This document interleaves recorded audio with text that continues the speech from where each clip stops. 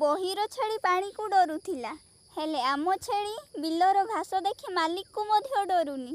ପିଲାବେଳେ ବହିରେ ପଢ଼ିଥିଲି ଯେ ଛେଳି ପାଣିକୁ ଡରେ ବୋଲି, ହେଲେ ଆମ ଘରର ଛେଳି ପୁରା ଅଲଗା ଲେବଲ। ପାଣି ନୁହେଁ, ଏଇଠି ତ ପର ଜମିର ଘାସ ଦେଖିଲେ ଡର ଭୁଲି ଯାଉଛି। ଘାସ ମିଳିଲେ ମାଲିକ କିଏ, ବିଲ କାହାର ସବୁ ଭୁଲି ଯାଉଛି। ରିଏଲ ଲାଇଫରେ ତ ପୁରା ଓଲଟା ପାଲଟା ହେଇଗଲା ରେ ବାବା।